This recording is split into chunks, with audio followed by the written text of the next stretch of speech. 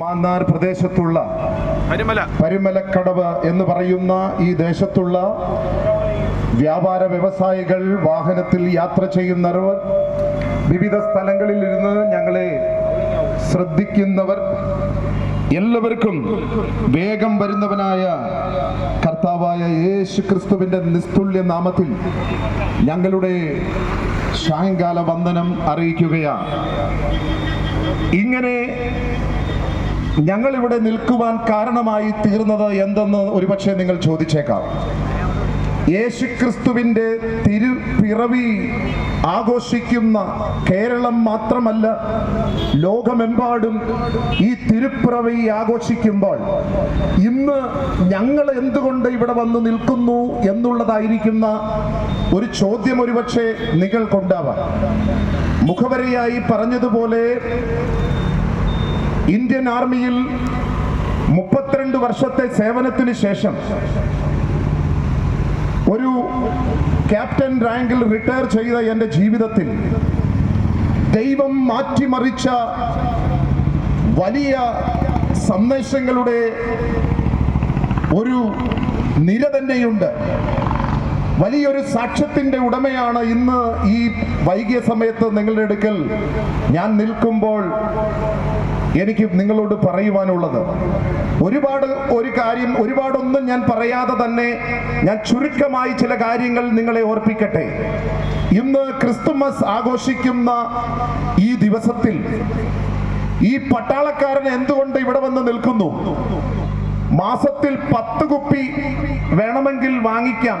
Officer rank ഉള്ളവർക്ക് 10 കുപ്പി കള്ള മാസം കിട്ടും. വാങ്ങിച്ചു കുടിച്ച് ഈ ക്രിസ്മസ് ദിനത്തിൽ അങ്ങനെ എത്രയെത്ര പട്ടാളക്കാർ ലഹരിക്കടിമയായി ഈ ക്രിസ്തുമസ് ദിനത്തിൽ. പട്ടാളക്കാർ മാത്രമല്ല, ഒരുപാട് പേർ ലഹരിക്കടിമയായി ഉണരുവാൻ കഴിയാതെ കിടക്കകളിൽ ഈ വൈകിയ സമയത്ത് കിടക്കുമ്പോൾ എൻ്റെ ജീവിതത്തിൽ ദൈവം മാറ്റിമറിച്ച ഒരു വലിയൊരു സംഭവമുണ്ട് പ്രിയരെ. എൻ്റെ 17.5 വയസ്സിൽ ഞാൻ പട്ടാളത്തിൽ കയറി. ഞാൻ ലീവിന് വരുമ്പോൾ ഒരു ക്രിസ്തുമസ് ദിനത്തിൽ ഇതുപോലെ കൂട്ടുകാരുമായി മദ്യപിച്ച് ഞാൻ കിടന്നുറങ്ങി. സമയത്ത് എഴുന്നേൽക്കാതെ വന്നപ്പോൾ എൻ്റെ ചുറ്റിനും എൻ്റെ മാതാവും എൻ്റെ സഹോദരങ്ങളെല്ലാം ക്രിസ്തുമസ് ദിനത്തിൽ എൻ്റെ കട്ടിലിൻ്റെ അടുക്കൽ വന്ന് ഇങ്ങനെ കാത്തിരിക്കുകയാണ്. എപ്പോൾ എൻ്റെ മകൻ എഴുന്നേൽക്കും, എപ്പോൾ എൻ്റെ സഹോദരൻ എഴുന്നേൽക്കുമെന്ന് വിചാരിച്ചുകൊണ്ട് കാത്തിരിക്കുന്ന ആ ഒരു കാലം ഞാൻ ഓർത്തുപോകുകയാണ്.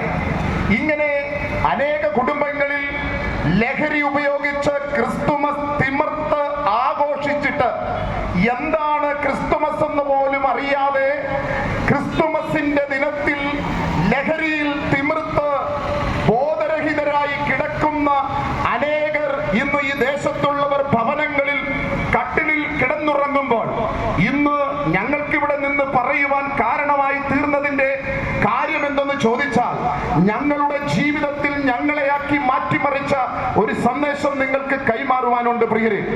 എന്താണ് യേശുക്രിസ്തുവിന്റെ ജനനത്തെക്കുറിച്ച് ഈ എൻ്റെ ജീവിതയാത്രയിൽ ജമ്മു കാശ്മീരിന്റെ പ്രദേശത്ത് വെച്ച് യേശുക്രിസ്തുവിനെ കുറിച്ച് ഞാൻ കേട്ടപ്പോൾ, യേശുക്രിസ്തുവിന്റെ ജനനം എന്തുകൊണ്ട്, യേശുക്രിസ്തു എന്തിന് ഈ ഭൂമിയിൽ ജനിച്ചു, യേശുക്രിസ്തുവിന്റെ ജനനത്തിന്റെ ഉദ്ദേശം എന്താണ്? ലോകത്തിൽ അനേകം മഹാന്മാർ ഈ ഭൂമിയിൽ ജനിച്ചിട്ടുണ്ട്. ജനിക്കുന്നതിന് മുൻപ് അവരുടെ പേരും അവർ ആരായി തീരുമെന്നുള്ളതും അവരുടെ ദൗത്യം എന്താണെന്നും അവർ എന്തായി തീരുമെന്നുള്ളതൊക്കെ ഒരിക്കലും ഒരു മനുഷ്യനെ കുറിച്ച് ആർക്കും എഴുതി വെക്കുവാൻ കഴിയുകയില്ല. പക്ഷേ ഇതാ ഒരുവന്റെ ജീവിതകഥ.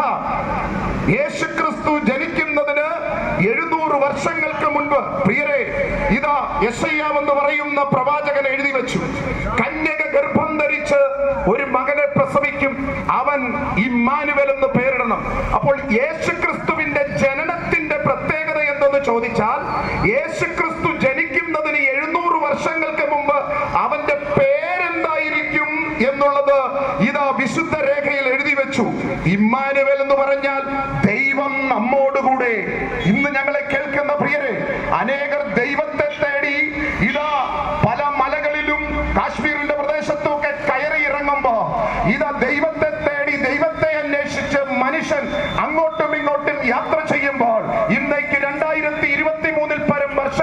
മുമ്പ് ഒരുവൻ മാനവനെ തേടി ഈ ഭൂമിയിൽ വന്നു.